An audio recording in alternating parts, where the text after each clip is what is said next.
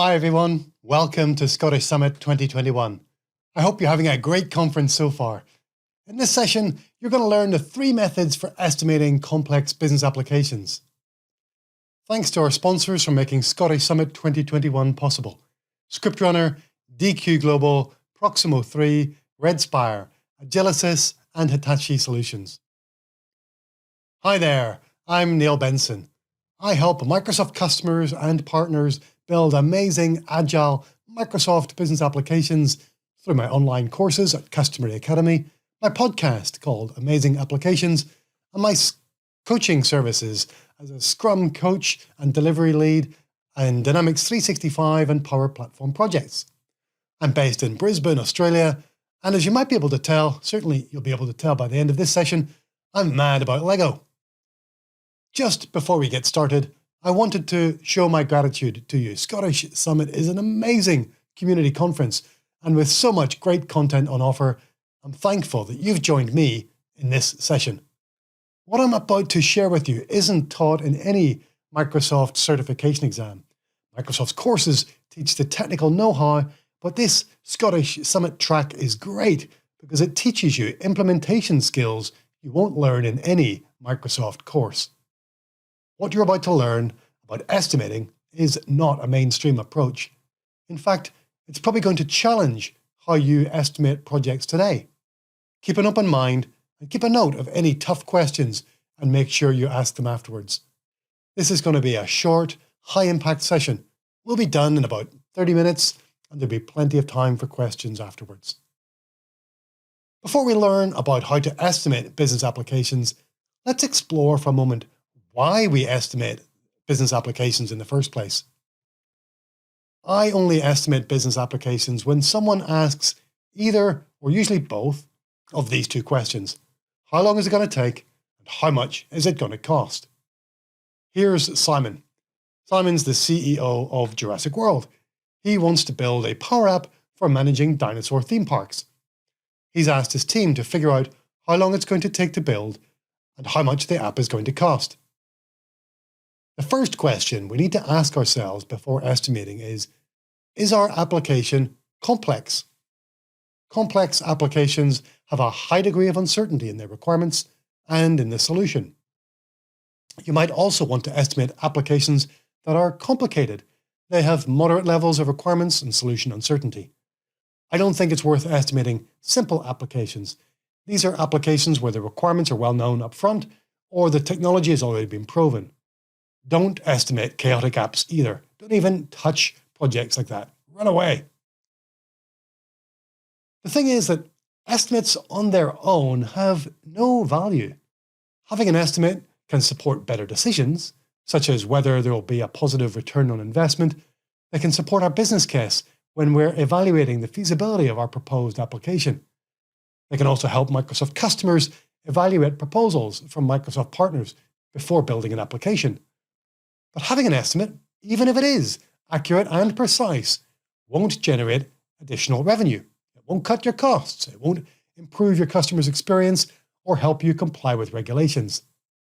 A business application can help you achieve those kinds of outcomes, but an estimate for a business application won't. Estimating business applications is hard. Here's 3 reasons why. Human beings suck at estimating complex software. Stakeholders abuse estimates to pressurize the developers, and spending weeks or months producing an estimate is a waste of time. Perhaps we should stop estimating altogether. Well, I would, except that Simon still wants to know how long it's going to take and how much it's going to cost. He's not going to approve our project to build the new dinosaur theme park application until we give him an estimate. As well as getting our applications approved, the main benefit of estimating is that the discussions between the developers and the users can lead to a shared understanding of the requirements and the possible solutions. If your developers don't or can't talk to the users, which is often the case, for example, when responding to an RFP, then this benefit barely exists. In which case, we want to quickly produce a reasonably accurate estimate with as little effort as possible. Okay, Your application sponsor has insisted on an estimate. It sounds like it's going to be a complex application, and your users and developers will benefit from a shared understanding of the requirements and potential solutions. Let's estimate our application. In the rest of this session, we'll learn these 3 ways to estimate. Fast estimates using story points, planning poker, and estimated velocity. Faster estimates using story points, affinity estimation, and estimated velocity, and no estimates using the number of epochs and an assumed velocity. But just before we learn about better estimates, let's level set on how most Microsoft partners and customers are estimating business applications today. I call it slow estimates. This is Ian. He's a scientist that works at Jurassic World, and he's also a Prince 2 certified project manager. He leads an analysis and design exercise to provide Simon with estimates for how much the dinosaur theme park application is going to cost and how long it'll take to develop. He assembles a team of business analysts, and they facilitate some workshops with the stakeholders and document everything in a functional requirements document. After a couple of months, the functional requirements document is signed off and handed over to Ellie. She's the solution architect, and she creates a technical design document. After several more weeks, the technical design document is approved, and Ellie and Ian together devise a Gantt chart of all the tasks. They assign them to resources, they map out all the dependencies, and cost up the entire project. The upfront analysis and design has taken 4 months. A lot of that time seemed to be spent chasing document approvals. The cost of hiring business analysts and a solution architect, plus Ian's project management effort, was just over $340,000. They've produced 435 pages of documentation that really has very little value to anyone, and no one who's going to build the dinosaur theme park management application has ever met any of the users yet. The developers will have to rely on the documentation being faithful, complete, and unambiguous. At the end of the 4 months of upfront analysis and design, the result is an estimated cost of $1,213,008, which includes a contingency fee in case something changes. And the estimated duration is 1 year, 4 months, and 17 days until the end of the hypercare warranty period. But the application itself will be development complete and ready for testing after 1 year, 2 weeks, and 1 day. Does this process resemble any of your estimates? I hope not, but I suspect so. Let's dive into some better ways of estimating. First up is fast estimates. This is Claire. She's the park operations manager at Jurassic World. She's going to lead a fast estimates process to provide her CEO, Simon, with a forecast of how much the new dinosaur theme park management application will cost and how long it'll take to build. The first step for Claire is learning how to describe her requirements as epic user stories. A user story is a requirement written from the point of view of a user persona. User stories help us empathize with the persona, the feature that they need, and the value of that feature. Epic user stories are just user stories that sound too big for one developer to build in a single sprint. A sprint is a time-boxed iteration of work, usually 2 weeks long. If you couldn't build the feature, like a Rolls-Royce jet engine from Lego, in a week or 2, then it's an epic. The first step in estimating is to catalog our requirements as epic user stories. The product backlog is the ordered list of our requirements, with the highest priority requirements at the top. I often get asked about estimation units. The 2 most common units are time, usually expressed as ideal days, and story points. There are some other scales, such as t-shirt sizes, but they're too hard to add up, so they end up getting converted into something numerical, and you may as well just start with numbers at the beginning. I prefer story points rather than ideal days, and here's why. Imagine I asked you to estimate how long it'll take for one of your developers to read our employee handbook. You take a look at it and respond, 3 ideal days. Well, today is Saturday, so I expect one of your developers to have read it by Tuesday. But on Tuesday, none of the developers has finished reading the book. That's because, you cry, we estimate in ideal days, and we can only read for an hour each working day, so 3 ideal days is actually 24 working days, which is a month of elapsed time.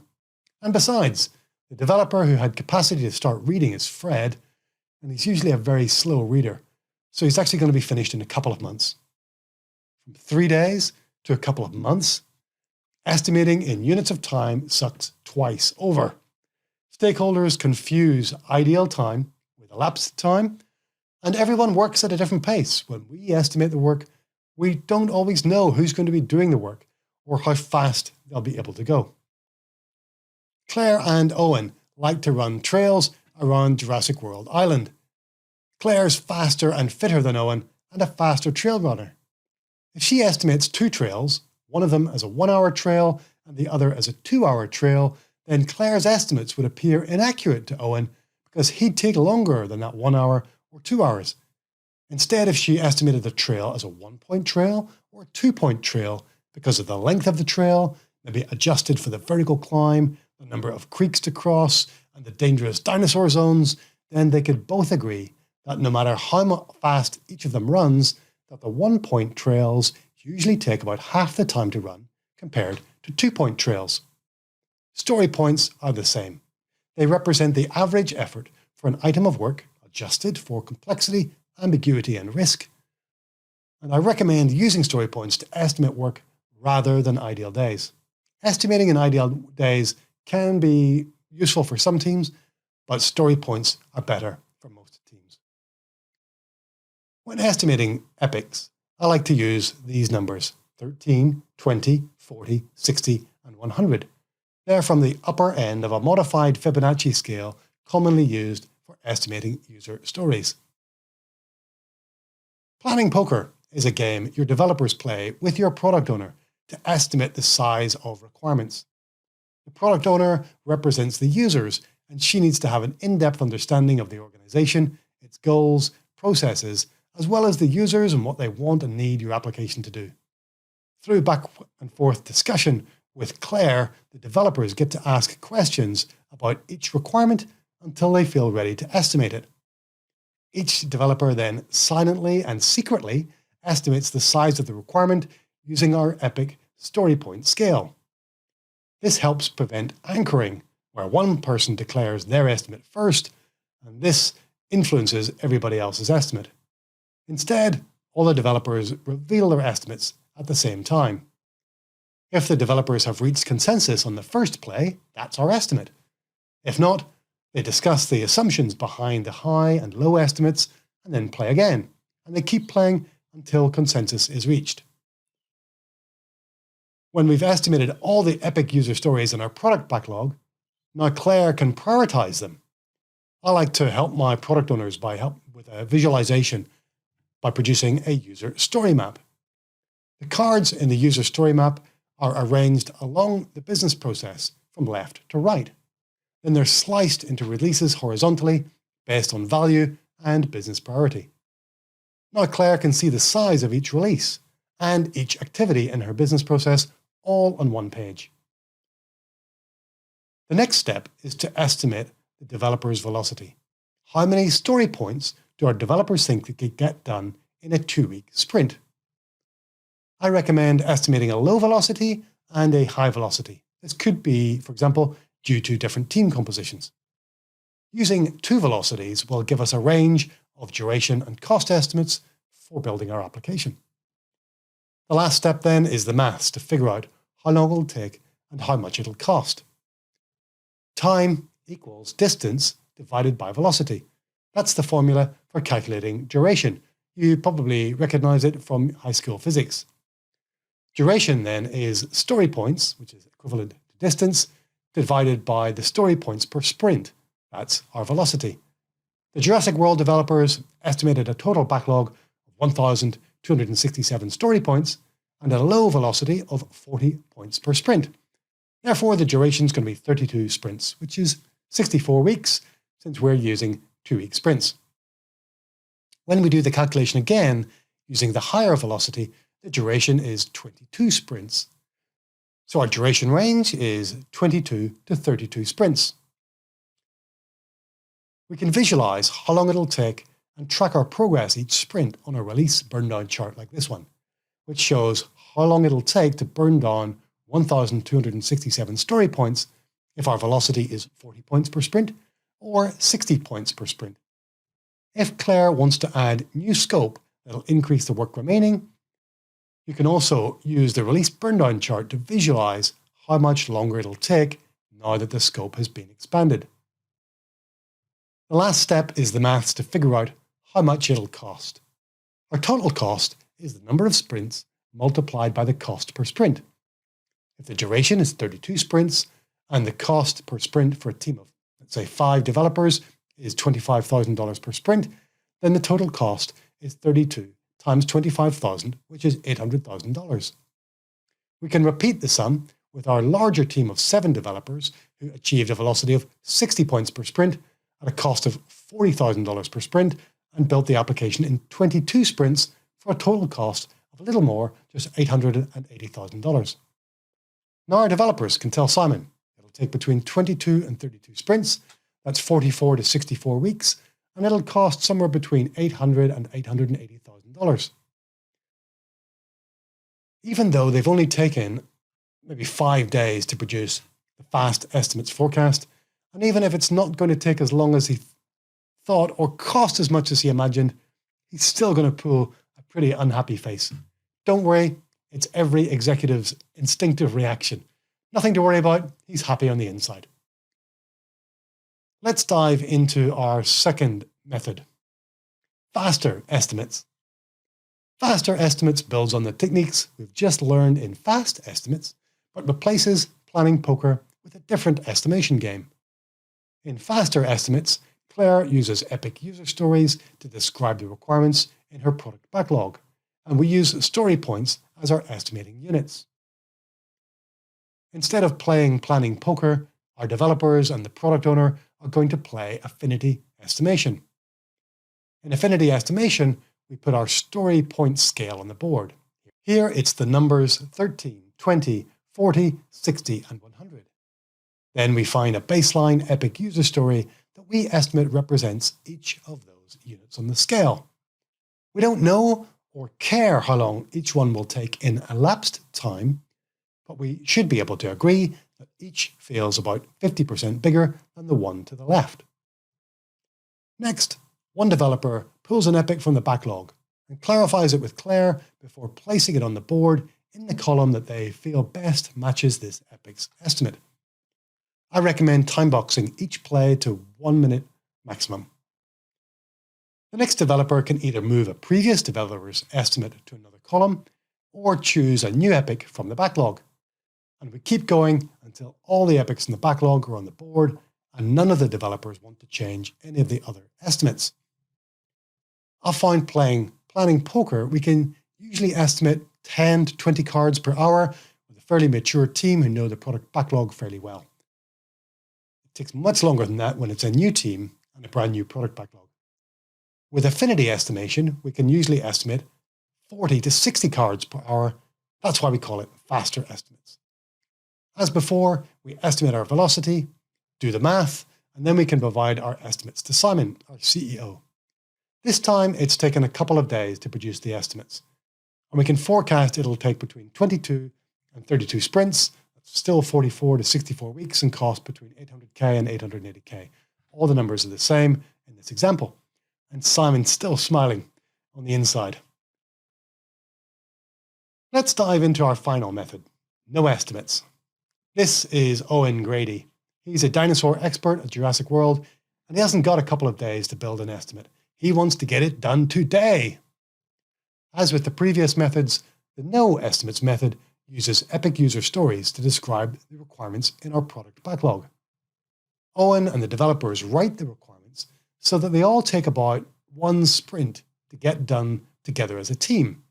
It doesn't matter if they take a little bit more or a little bit less, but if the developers think an epic will take a lot less, then Owen combines it with another requirement.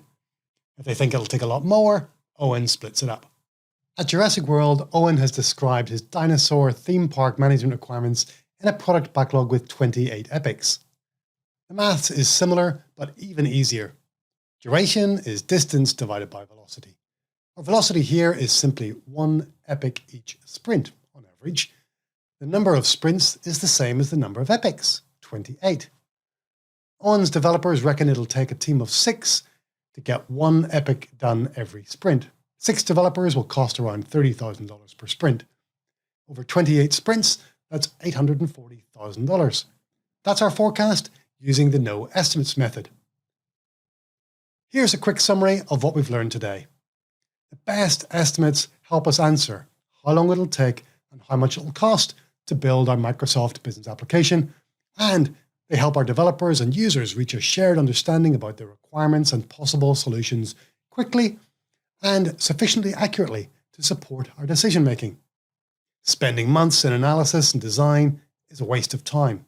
It results in estimates that aren't accurate and doesn't do anything to help the developers and users gain a shared understanding. Instead, you should be using fast estimates with epics, story points, planning poker, and estimated velocity, or faster estimates with epics, story points, affinity estimation, and estimated velocity, or no estimates by counting your epics and assuming they'll take 1 sprint each on average. Here's how the estimates from the 4 different methods compare. Slow estimates took 16 weeks and cost just over $340,000. To build the application, they estimated 70 weeks at a cost of $734,825. It sounds precise, doesn't it? Which I think is a bad practice when communicating estimates. And it sounds lower than the others, but Jurassic World would have already spent $340,000 by this stage, and all they'd have to show for it is a pile of paper and some estimates. Be careful with that torch, Shane. Claire's team used the fast estimates and the faster estimates approaches, and they took less than a week and cost less than $20,000 to arrive at their estimates. The estimated costs and duration were the same, between 44 and 64 weeks, and between $800,000 and $880,000. It's not unusual for these 2 approaches to produce similar results. Owen's team used the no estimates method, and within a day and for just $3,000 was able to arrive at the estimated duration of 56 weeks and estimated cost of $840,000. I'd encourage you to explore fast estimates, faster estimates, or even no estimates. If you adopt one of these approaches and stop with the slow estimates, you'll have better estimates and happier sponsors.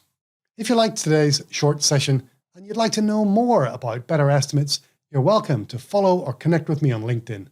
I've got 2 company pages, Customary for my online courses and Amazing Applications, which is my podcast page. I'm Customary on YouTube and Twitter.